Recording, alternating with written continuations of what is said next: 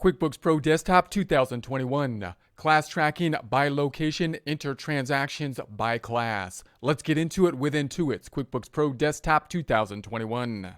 Here we are on the desktop. We're going to open up the new file we set up last time. We could do so either with the QuickBooks program or we could double click on the QBW file. Let's go into the QuickBooks program. This time, double clicking the QuickBooks program, it'll open up the last file we had open, which for our case was the class tracking. Or else it'll open to the screen that had our last files open, like this, and then we'll double click the last one that we want, and that'll open up the company file.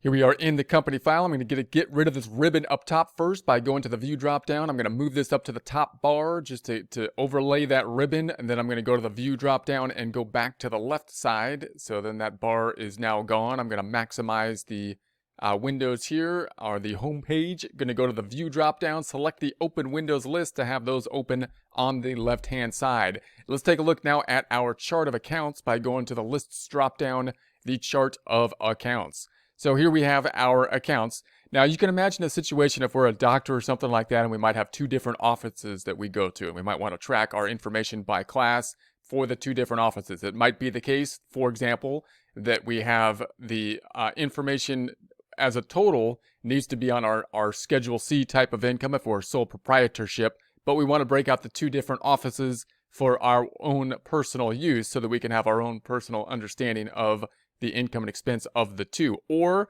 it might be that we need two separate Schedule Cs. We might need to break out for the two different offices, might be doing two different things, and we want to have them in the same QuickBooks file and then break them out.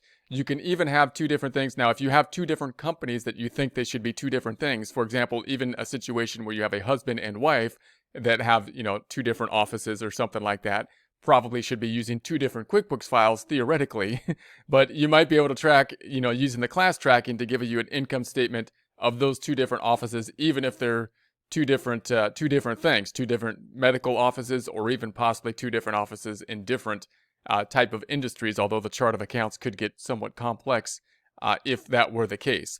So we're imagining a situation where the medical situation, we're a sole proprietorship, and we want to basically be breaking out by location. But any of those kind of scenarios, you can imagine how that would work. Again, if you're getting to a point where you should be breaking out two different company files because they need to be reported on two different company Schedule Cs, you could use the class tracking to do that if you had two different sole proprietorships, either both owned by you or a husband and spouse or something like that in the same QuickBooks file, drawing from the same information. It's possible to do that. Not recommended typically. You're gonna get resistance from that from the CPA and accounting firm to recommend doing that, but you can kind of do that with the class tracking. So in any case, that's going to be the idea that we will set up. We have our chart of accounts here. We're taking a look at the income and expense type of accounts. Those are the ones that we want to break out by class, by the two different locations, by office. So everything that we're going to charge to these areas, then we want to basically assign a class to it when we can. So the idea would then be, if we have two locations, every time we put an income or expense in there, we have to add the added field of what location is it going to go to. We'll do that with the class tracking. Now we might have some expenses then that we do not know which one to apply to, because they're going to be expenses that are being applied to both of the activities. Some of the admin expenses that might be done like at home or something, a home office. Those type of expenses, then you might leave them as unclassified, and then possibly use some type of allocation method to classify them later if you want to classify them in that way for internal use purposes or for tax preparation purposes. Or you could, I would set up another group which would be, say, for all classes, something that's going to be used for all classes, or overhead type of group. That you can then put it into there, and that way you don't want the unclassified group to be there by accident. I want to know, in other words, if it's in unclassified, I'd like it to be there because I forgot to put a class in, rather than me leaving something on purpose to be unclassified. So that means every transaction I'm going to get used to assigning a class to. Okay, so let's think about how to set this up. If we go to the Edit drop-down and go to Preferences, we turned on the classes last time, which is in the Accounting up top. Company Preferences, we set up the classes down below, checking that item off. Then we're going to say OK, and now I'm simply going to start adding transactions as we normally would, now including the class field. So let's go into the Home page, and I'm just going to say, all right, as we enter normal transactions throughout this process, transactions mainly focusing in on income statement transactions, I'm going to say customer 1, patient 1, or rather, and then the class, I can have the class up here, which will assign it to basically every component of this transaction, of this invoice, so you can assign the class line by line if you need to break out the classes point by point. So I'm going to assign it up here. I'm going to make a class. I'm going to just call it location 1, L1. Let's say L1 for location 1. That's what it stands for, location 1. And this is going to be 011521. And I'm going to say that this is service 1. And service 1 is a service item. And it's costing, it costs $100. And then it's going to go to the income account, some type of income account here, fee for service income. So service income, that's the one. And I'm going to say okay. So we'll say okay. And then I'm going to say quantity. So here it is. I'm going to say quantity. We have 6 of those. So that'll put it up at the $600. This will increase the accounts receivable. Other side going then to the income account, and it'll break that out by class here. So I'm going to say, let's do a couple of these, save and new, and then we have customer 2, customer number 2, and quick add, and we're going to say this is for L2, location number 2. That's what that stands for, L2, location 2, and this is going to be item, let's say, service 2, and it's going to be a service item here, and these are going to be 500 to the service item, medical. We need an income account up top, fee for service income, something in the income account. All right, there we have it. Class is in class 2. I'm going to say save and close, and let's record that.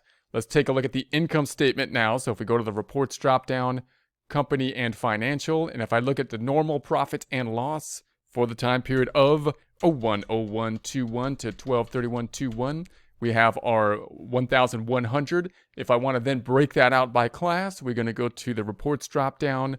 We're going to go to the company and financial, take a look at the profit and loss by class, same date range of 01/01/21 to 12/31/21.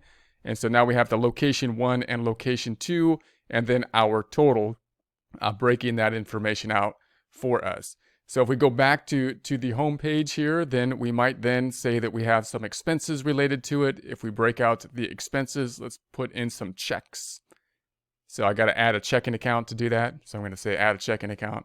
Now, if you're doing this for 2 locations that are kind of like separate businesses, like you have a husband and wife that have their own medical practices or something that are actually maybe not conjoined, then you probably want 2 different bank accounts as well to try to track out of 2 different bank accounts. But I'm just going to keep one here. I'm going to call this the checking account. Checking. I'll just call it checking, and we'll save that. And then I'm going to put in some expenses. I'm not going to put the vendor. Again, you should obviously put a vendor in the vendor section. And then we might have items that are going to be specific to the different locations. So advertising and promotion could be specific. Automobile, now that's one that might be specific, or we might have some that we don't really know which area it's going to go to. Bank service charge, this one could be something that would go to both locations, right? If we're using the same checking account. Business license and permits, possibly, again, if this was one person, it probably would be something that wouldn't go to the location. I'd have to put them to both items. Computer and internet expense, so it could be both. Continuing education, could be to both sides. Depreciation, dues and subscription.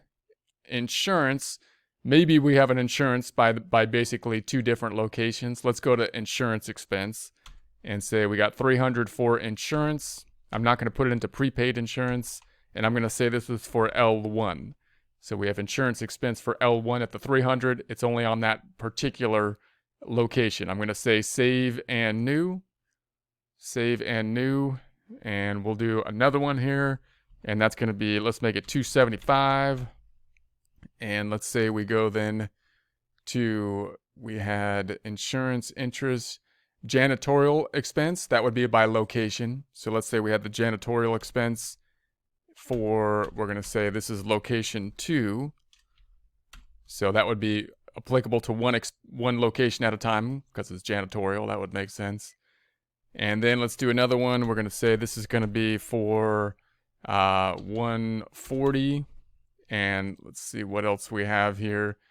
So janitorial, sure, laboratory fees. Now the laboratory would be specific to a particular location. So the location for the laboratory, let's say that's location 2.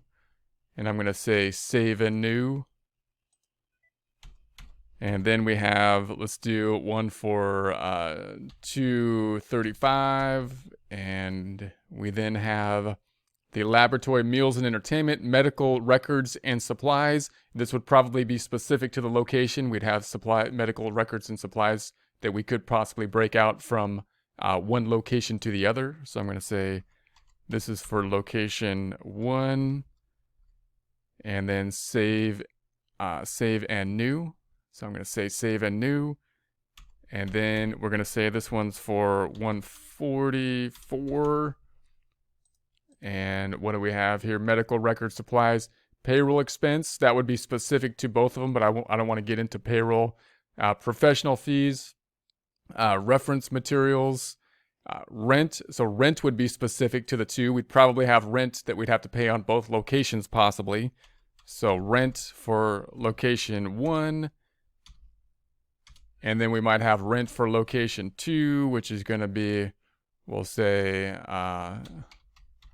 rent for location 2, rent expense, location 2. Now note that if you wanted to break this out in a little bit more detail, you could actually say rent expense location 2, verify it, in other words, in the account, as well as by class. And that can give you kind of a double check. It makes your income statement a little bit longer, but it gives you kind of a double check. So if it's in, obviously, rent L1, then it should be in the class L1. If it's in rent L2, then it should be in the class L2 as well. And that can help you to kind of double check since you're using the same account to double check that it's going to the right location. It might help you to memorize the transactions as well so that you don't have to enter as much in every time you enter a new transaction. So then I'm going to go save and new. And so let's do another one. We're going to say this one is 180 and hit the drop down. So we left off on rent, repairs and maintenance, mall maintenance, telephone, travel, uniforms, utilities. Now let's go to some of these that would more the admin type of expenses. We might not know exactly which area to put them to. So advertising and promotion, we might do that by location. So that might be specific. Automobile, like I say, might be something that we know which location to put it to, but maybe not. And also automobile can be a little bit different depending on how we're going to treat it. If we're tying into tax practices, if we're doing bank charges, then we're using the same account possibly. So I might not know which category to put this to. So how do I deal with that? Well, one, I can leave it as uncategorized, and then this will be listed just in an uncategorized category. So let's do that for now. I don't recommend doing that. I recommend actually setting up a category, and I'll show you why as we do this. So I'm going to say save and new, and save anyway. And then I'm going to go to the next one and say this is for 280. And let's see, the next item, we have business license and permits. Now, if it's a business license for ourselves, like our medical license or something like that, then it probably applies to both locations, or it might be something specific to each of those locations. Let's assume it applies to both locations. Same kind of issue, that I might not assign a class, and I could then go back in there and deal with it and see if I want to apply it out. So I'm going to then save and new, and no class, and let's do another. We're going to say this is 270. And let's do another here. We're going to say that this one then is, we have continuing education. Again, that probably doesn't apply to a particular location if it's just one person. So I'm going to say that one also doesn't have a class. All right, let's see what we have so far. I'm going to say save and close this time. Save anyway. And then if I go to my profit and loss report, this is what it looks like basically in total. So this is what we have thus far. And then if I want to break that out by class, if I go to the profit and loss by class, this is what we have by class, location 1, location 2. Now, anything that we could not assign a location to, we put into unclassified. So later, you could then go into the unclassified area and classify it based on some type of ratio analysis. So we might then say, I know I can't apply this to a particular class, but maybe I want to do it with some kind of activity base or a ratio kind of basis. For example, I might say that location 1 is 600 compared to the total of 1100 in revenue. So maybe I put like 55%, let's do 60-40, 60-40 location 1 and location 2. And then you could go in here and apply it out 60-40. Now, the other thing I'd be careful of is this unclassified area, because I would like the unclassified area to be telling me that's when I forgot to put a class, not telling me I don't want it like in my normal system to have it unclassified. So I would then set up another class that would be for all, or for, or overhead or something like that, that then you can apply out using your ratio analysis. So I might then double click on this and say, I want to assign these instead of unclassified to a new classified, say maybe overhead. And then set that up. I'm going to quickly set that up and then save and close. And so now we've got a new class. And so now anything in unclassified is a mistake, really. And then it's probably an overhead, but I'd rather put it into basically overhead, so then I can apply it out if I so choose. So then I'll double click on this item. I'm going to put this into overhead. And then I'm going to save and close. And so there we have that. And then once I do it here, unclassified should basically disappear. So I'm going to double click on this item, double click here, and then I'm going to say this goes to overhead. And then save and close. And so there we have it. So there we can kind of break this out by class. And so now we have the items that are specific to a particular location and the overhead. Now notice the overhead, you might be saying, well, then what do I do with that? Because if I have to break out my information by location, especially if it's two different Schedule Cs I'm doing, I have to apply the overhead in some way to location 1 and location 2.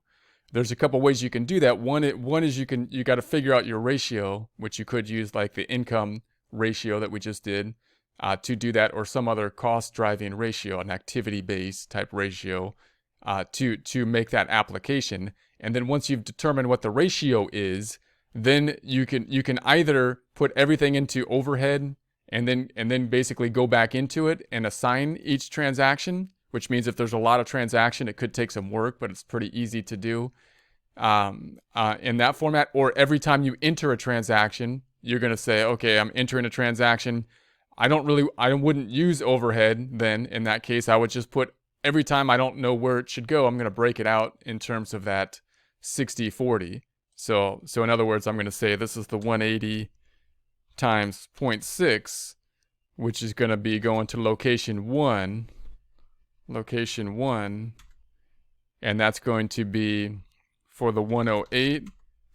And then I'm going to do bank service charge for location 2, which is going to be, this is the 108, and that's going to be the 180 times 0.4, which is going to be 72, and that's going to go to location 2.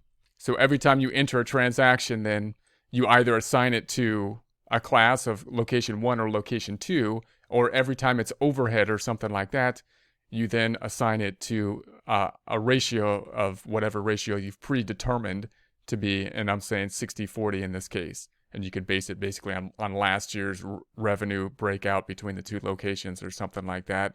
And then I can say save and close. Okay, so that's one way you might kind of break that out, and then it's broken out between the two. Now, if you do not want to do that every time you enter the transaction, or you don't know what the breakout should be, then you might do it at the end of the process. And you might say, okay, now I have all this stuff in overhead, and now I'm going to determine, and maybe you want to determine line by line what the breakout should be. Maybe it shouldn't be 60-40 for all the expenses. Maybe you're going to use a different method, like a different activity base, to determine how much you should be applying out from overhead to these two different locations. So instead of going, once you determine the ratio, instead of going back in there and going to every transaction and doing just what we did, applying out the classes, because there could be a whole lot of transactions, you can then do it in a journal entry. You might just say, okay, now I'm just going to apply this out based on the ratio I have determined, and I'm just going to use a journal entry to do it one time instead of drilling down on each transaction and applying it out. So therefore, I might say, okay, I'm going to break this out of the 60/40, but I'm going to use a journal entry to do it and just do one adjustment for each line item. So 280 times 0.6 would be 168. So, and that's going to be the business license and permits. So I can do that with a journal entry by going to the company drop down. I'm going to say that we want to make a journal entry, and it probably would be as of the end of the month. Let's say 01/31/21.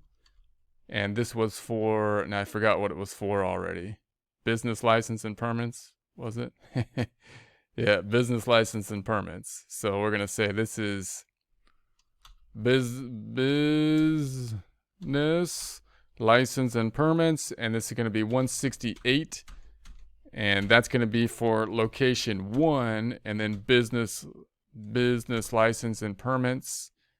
The other part, if we look at it by class, was pulling in the trusty calculator, the 280 times 0.4, which is going to be 112. So we'll say, all right, 112 to the other class. That's going to be going to location 2. Location 2. And then we have business license, all the same account, but now it's going to be coming out of the unclassified. So it's all going to the same account. I'm just breaking out now between the classes 1 and 2, and unclassified now goes down to 0. So we'll apply it out in the same fashion, even if we had a whole bunch of transactions in there and we didn't want to go do it line by line. So I'm going to say save and close. Yes. Save anyways.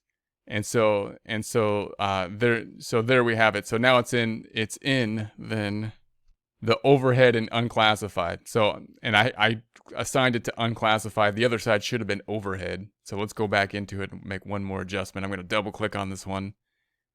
And not that one. Hold on a second. So let's go to the unclassified. I want to get rid of the unclassified. Double clicking on the unclassified. So this last one shouldn't go to unclassified. It's going to go to overhead. It's going to take it out of overhead class. And then I'll say save and close. Yes. Yes. Close. So now that overhead is gone, and we've assigned it out.